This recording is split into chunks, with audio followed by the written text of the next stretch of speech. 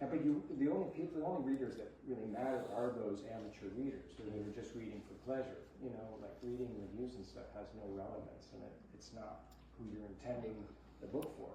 So, but that's another reason to write letters to people, because it means a lot when somebody really reads closely, right? But people would come up to Schulz, like Stefan here would come up. There's a great cartoonist right here who, can you just yell out your story real quick? You came up to him in the ice rink. Yeah, I'm Stefan Pastis. I do a strip called Pearls Before Swine. But I was a lawyer in San Francisco, and I heard Sparky had an English muffin every day at the arena. So on the off chance I could meet him, I took the day off of work, and I drove up, and I sat there an hour, and nobody showed up. And then after an hour, I see this guy with all this white hair walking in the other side, and sure enough, it was Sparky. And he ordered an English muffin, and I waited for him to be done, and then I walked across the room, and I knelt at the table, and in the worst opening line you could ever have given, I said, "Hi, Mr. Schulz, my name is Stefan Pastis, and I'm an attorney." Sparky thought he was being served with a souvenir. So then I said, "I also draw," and then Sparky very kindly said, "Do you have your stuff with you?" And I said, "Yeah, it's in the car." And he said, "Go get it." And so I brought it in, and he helped me for an hour. So. Thank you, sir. That was, that's fabulous. So, so much of Sparky's work and your own, has been, you poured yourself into it, I think so many creative people, you need to do that, to do it effectively, and to share a story. But what about even something like, Schulz had Snoopy, and you've recently written a book from the perspective of a dog, which is wonderful. We don't have a copy here to show anyone, but it's, what of that, though, becomes you? You have a memoir, of course, you have these other wonderful novels, but when you get into the fantastic. Well, what's weird about that, this is a book called The Eyes and the Impossible. It came out a couple of years ago. But back in 2000, I'd never written fiction. So 2000 comes around and written a memoir, and then Nick Hornby, the novelist, he's putting a collection together to benefit his son's school in London, School for Autistic Kids. And he said, write a story from the first person. And so a bunch of us wrote stories. That was the first published fiction I'd ever had. I was 30 years old because I'd been a journalist. And so I wrote a short story from the point of view of a dog named Steven. And it was just like this unhinged, untethered voice. And it was the most fun I'd ever had writing, because with journalism, thanks so much. That's this book. With journalism, you write like a sentence, then you have to check the facts. You write another sentence, and it's a slog, and you don't really get into the flow of things very well. And but this was pure fiction and pure pleasure, and I'd always meant to get back to that voice, and it took me 22 years to do it. But I wrote this, I guess, during the pandemic, and it was the most fun I ever had writing. But it also the closest to my real, maybe the voice that I really find most natural as a writer. It's first person, it's just very like caterwauling and kind of untethered, and so unleashed, I always say that's the wrong word. But I had more fun doing it, and I think that when you read somebody that's having fun, right? And I noticed this with Andrew Sean Greer's book, Less. It's an old friend of mine. And then he wrote this book, Less, and I thought, oh my God, he's having fun. And then he won the Pulitzer for it. And there's a time that your whatever your goals are with themes and meet the right voice, and you hit this Gulf Stream, and then you just like, and the reader, I think, recognizes that, when you've hit some kind of when it's all just right. Yeah. I saw P.T. Anderson's new movie last night. Right? One Battle After Another, and I think he's a great American artist, and he's hit his exact theme, style, everything. It's a masterpiece, and you just know when you're watching something that's immediately timeless. And so every so often something clicks, right? And where, you know, like Sparky's work, the exact voice, the exact right art, exact medium, these 4 panels, and so that's why he has this universal appeal, because it's harmony. Yeah. There's only so many harmonious things in the world, I think, where instantly like harmony, right? Yeah. The perfect song, the perfect passage, the perfect piece of art. And so the rest of us, most of the rest of the time, we struggle mightily to get close to that. Right. It's never just exactly right. Do you think you feel that the reader feels as if he's been left in? Sure. I think very, you know, there are panels and comics that he did that are, Well, I meant in your writing. yeah, that's, if you don't, then I think it seems too much like craft, right? And so you do want a little bit of something a little bit naked and a little ragged and a little vulnerable and reckless, right? You need a little bit of that. Because that's, I think, how our minds work. We're all ragged and naked and vulnerable. Yeah. Yeah, so if it's too constrained, then I think people just think like, well, you're holding back. Like, why do I need to read this corporate art, right? So, you know, that's in the 80s and 90s. There was when the comic strips got smaller and smaller, and the poor artists were trying to fit their, you know, writing in this tiny. Some of them ended up being very corporate looking and corporate sounding because they were so constrained. So it became a more and more difficult medium. And like Stefan's stuff is like still weird, you know. And you have to, but to fight and to slip the weird into mass media is tough, you know. And so one of the things that he did that I always noticed was that he'll have these really dark existential strips about the meaning of life. Like one of them starts with what's the meaning of all of this, right? This is a kid's cartoon, right? And then the next strip will be about football or baseball or, you know, something kind of palatable and easy. And so I think he knew that balance, right? That, like, but you know, like. Well, and I'm sure when you describe it that way, that was his life. Yeah. You know, it was, I'm depressed this week and I'm feeling pretty good next week. Right. Yeah. But being willing to put the melancholy in there and was a real bold choice. And even to fight for it, you know, he had criticism that, you know, nobody gets this strip, it's weird. He's like, no, it's fine, it's fine, you know. And this storyline I really love. It's from 1956. It's 8 days. I deliberately made the little ones little because I just want you to see the visual pattern of this.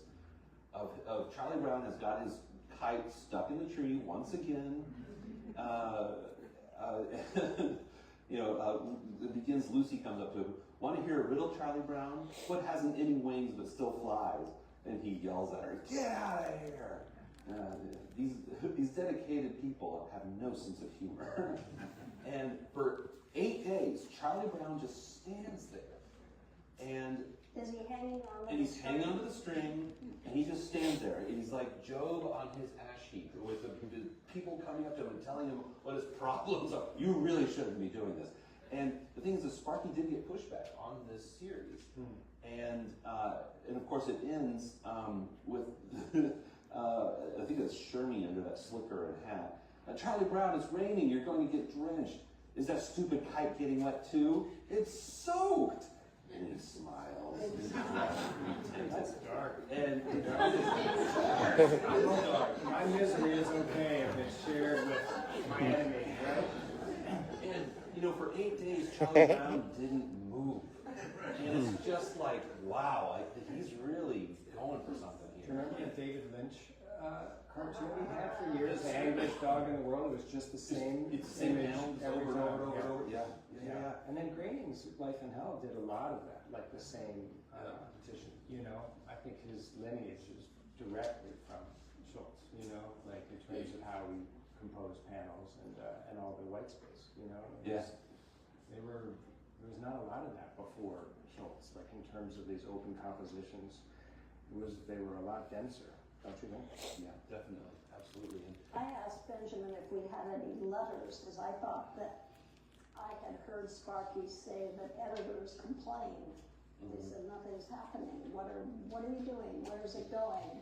But he said we don't have any letters. we don't have them, so it So must it's have just been his recollection. hearsay. Well, as he went along, was he given a wider and wider berth for like a strange storyline?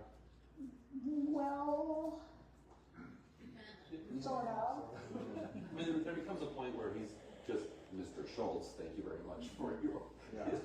carrying the whole enterprise. You know? I think But, yeah. I think the time that a few Southern papers didn't want to have Franklin in school with Peppermint Patty, Oh my God.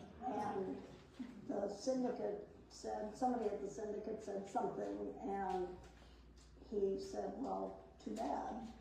And those Southern papers just didn't print those strips. They would print reruns or something during that They time? just, Oh my so, but his answer to that was, I'm not changing that, that's my story. Right, Yeah. of course. Yep. We do have one of those letters. We do, From an yeah. editor in Mississippi, yep, who owned several newspapers and radio stations, and founded a school that has been sued many times for racial discrimination. So, And I assume that the syndicate was complicit in giving them some substitutes, but I don't know what the substitutes are. We would have to go back and dig in those archives. Wow. but it's yeah, you know, that was 1972, by the way. I mean, this isn't ancient history, you know, when that was going on. Okay, so oh no, don't do that. There we go. Dave, these should look familiar to you. So you have written a memoir. You've done lots of long form journalism, short stories, kids stories, picture books, and cartooning. You had a strip. So and this is Dave's strip. If you haven't seen it, if you weren't reading the SF Weekly in the early '90s. Has this ever been collected into a book? No, there were not enough good ones to collect. I was looking at some old ones today, and it had its moment, but there's, I'd say there's like 6 that could hold up right now. And I had fun at the time, and it helped pay the rent. I got $150 a week, and which is not bad in the early '90s.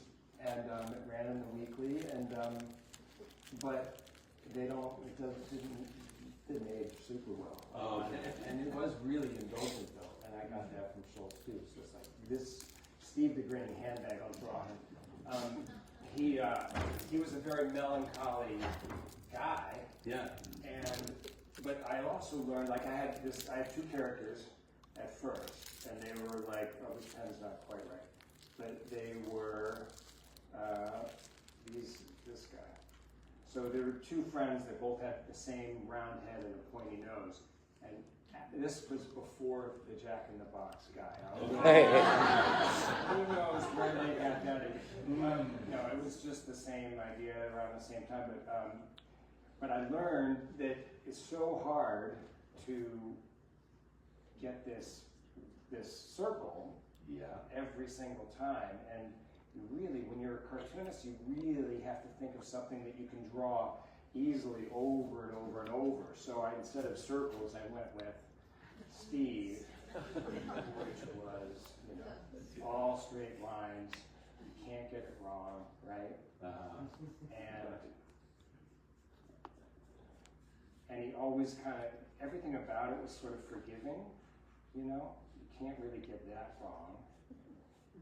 And you can always have these sort of details that kind of look right, like this little fold here, which kind of looks good. And then the handles. And then just this, you try to work within stuff you're pretty good at, right?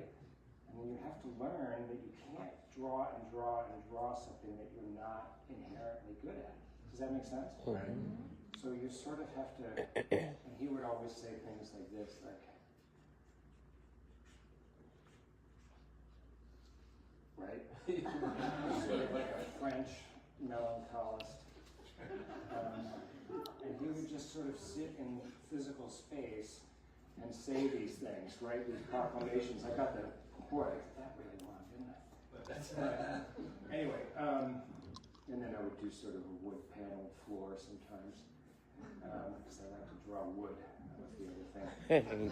But to draw even that, which is like 20 of these, Right. I did have a problem drawing the same thing a lot. Yeah. Because you're like the 19th time, you're like, what am I doing with my, you know, you go through this whole sort of existential crisis, like, I don't know, do I want to draw the same guy this many times?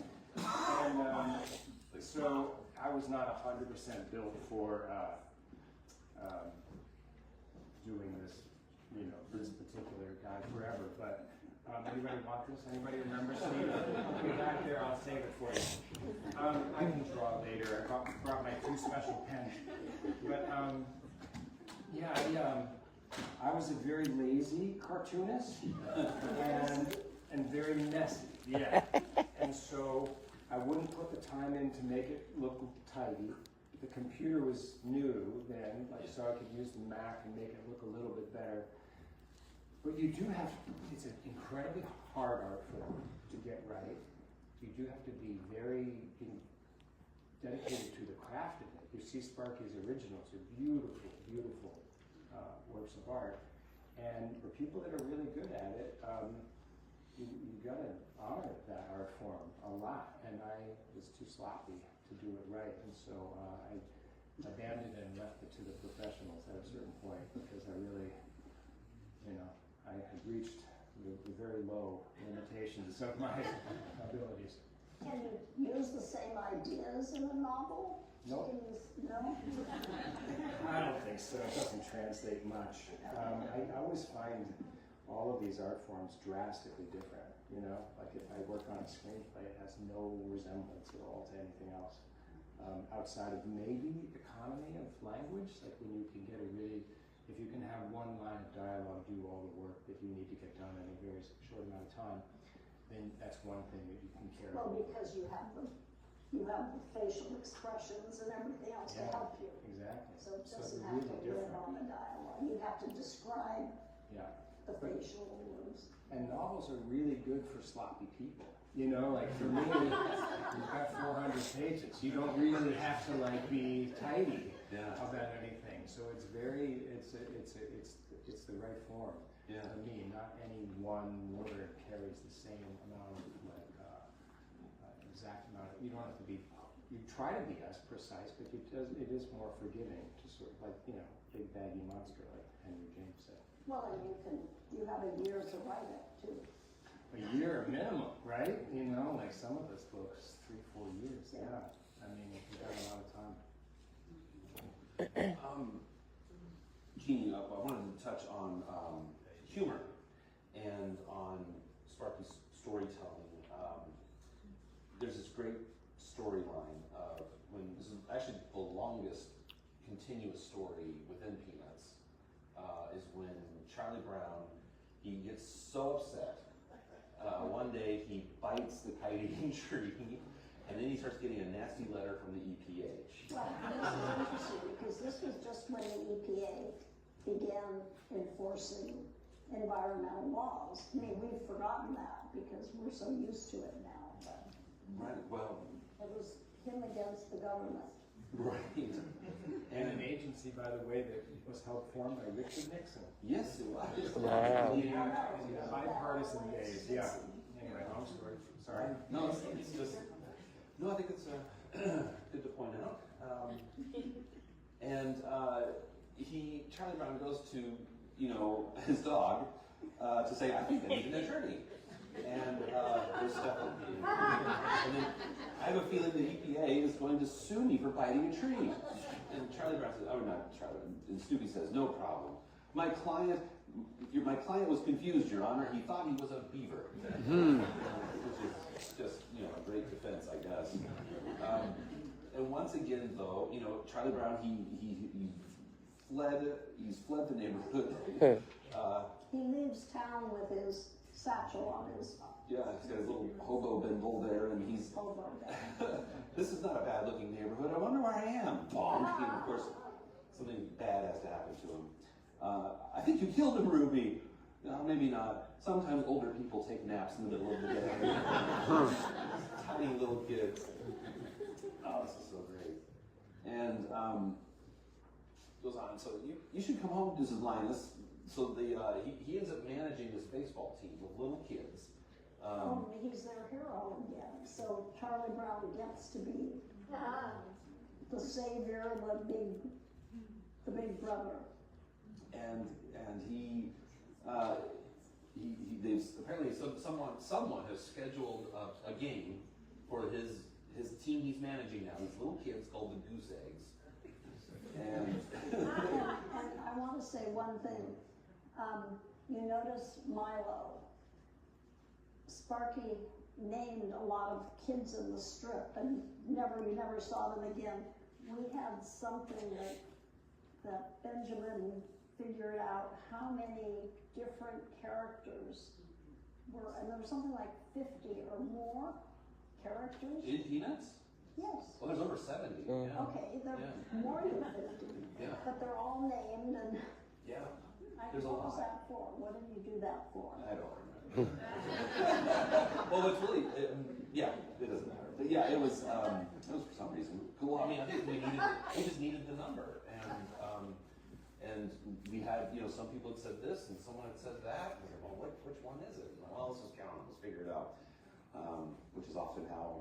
Anyway, here again, he's the hero, and so. Right. And so Sparky's letting him have a little bit of, puff himself up. Yeah, he gets a little something there. So, yeah, I love that very last panel. When I grow up, I want to be like you, Charles. Oh yeah, they call him Charles. And he says, did everyone hear that? It's had a little win. And of course, this storyline where,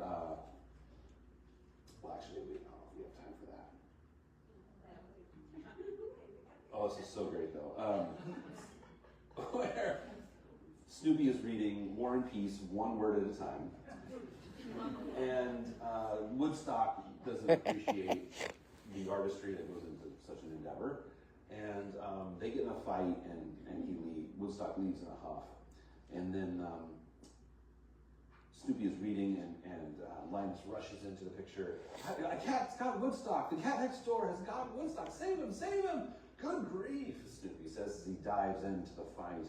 Oh, roar. I love that drawing so much. You can see Snoopy's teeth. We don't get to see the teeth very often.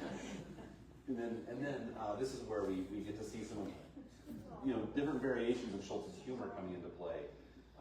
Linus is shouting, cat fight, dog fight, cat and dog fight, it's a massacre. Snoopy is rescuing Woodstock. The cat next door's got Woodstock. Snoopy is rescuing him. And then Snoopy, just as, haggard as could be, just what I needed, a fight with a 50-pound cat over an old yellow glove. Of course, Linus feels and that's such a great drawing. That's what a lot of cartoonists, talk about, how they love those, what I often call the raucous drawing. Yeah.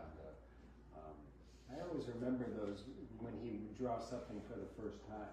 It was like a momentous occasion, because most of these you've seen the side shot of Linus, you've seen, certain poses, and this one, Right. and but then every so often, like Charlie Brown with the paper bag, or this one of a kind Snoopy one. It's like a really kind of a weird, important moment. Yeah. You have to sort of pause and see what he did. It's like if you see a brand new character on The Simpsons or something, you want to see how they shaped that character, that style. But he probably never drew that again. No, he never did. Yeah.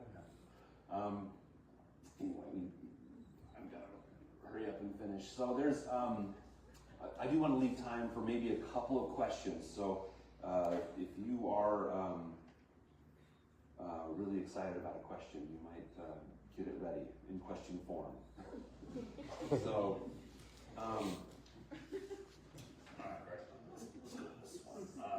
oh no, we do want to touch on this too, Dave, on some of your philanthropic work with 826 Valencia and a new project, the International Library of Youth Writing, which I really want to come see you. Yeah, we changed it. Does anyone know about 826 Valencia? It's like a writing center in the Mission District in the city. Yeah, I believe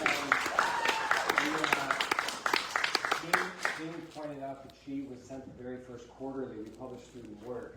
And we published student writing because I brought this. There's a center up in, we started this place, 826 Valencia, and it's writing and tutoring and publishing for kids 6 to 18. And partly it was influenced because this is like a book I wrote when I was in 7th or 8th grade. I had a series of teachers that made us write and illustrate books. So I did one in first grade.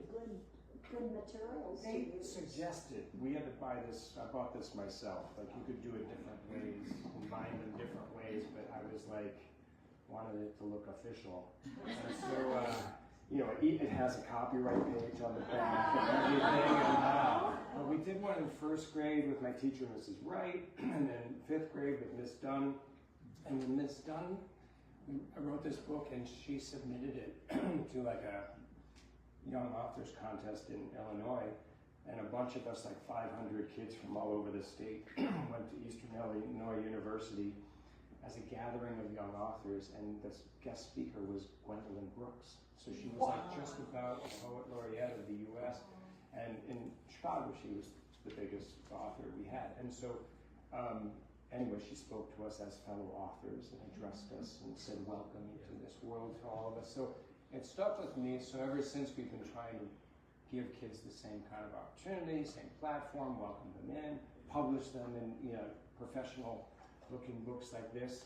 And since then, we opened in 2002, and there's been, at this point, 73 other centers around the world that are based on the model, including 916 Inc. up in Sacramento. I'm going there tonight for a benefit if anybody wants to come. $125 ticket, I guess, but we'll make it worth while. But all of these centers do the same thing. They publish student work, they make their voices heard, they try to make the outsiders feel heard, they make newcomers feel valued.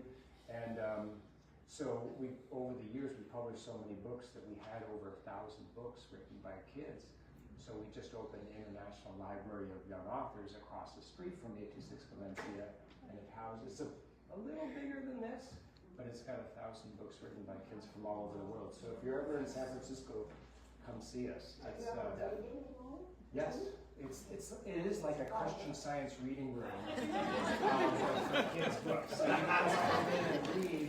There's not much else to do. No screens allowed. It's all lo-fi. It's like Persian rugs and very lush fabrics and a swing and pillows, and it's supposed to be a relaxing place for young people, especially to kind of go, little digital detox and read. Is it open from 12 to 6 every day. San Francisco hours, When it's open, come and see us, and I think you'd enjoy it. And then the 826 Valencia is fronted by a pirate supply store, which you probably heard about, right? Been there. And all of our centers have weird storefronts that they sell unrelated goods to make it so the kids that come for after-school tutoring don't feel like a stigma to come to after-school tutoring. They're not coming to the place for extra help for kids that are falling behind, but they're coming to the pirate supply store. Right. And then they're sharing space with kids that are working on novels, even if they're just learning English. So there's no stigma, it's pure fun, and yeah. And both of them are open to visitors anytime. Anytime. Please do not buy your pirate supplies online or through any of the chains. Like, we go to your independent pirate supply center. Yeah, our stuff is better. Yeah. Better curated. That is so fabulous. Okay, well, we could talk forever, but I have to wrap it up. Thank you so much, Dave, and thank you, Jeannie, for your time and your conversation.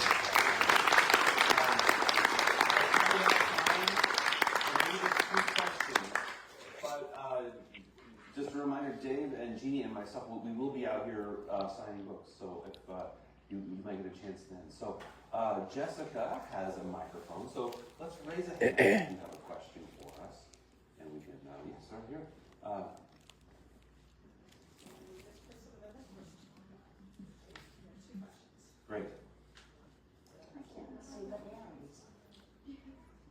Stand up. Thank you. What made you write it? What gave you the inspiration to write the eyes and the impossible? Oh, thank you. What's your name?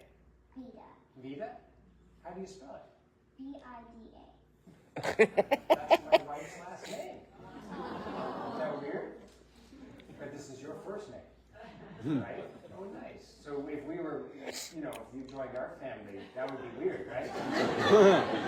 Vida, Vida.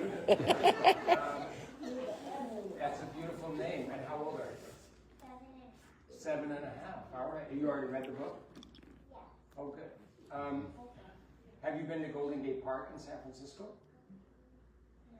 So it's sort of set there, if anyone knows. I mean, it is and it isn't. But I go there a lot. My kids and I, they grew up there to some extent.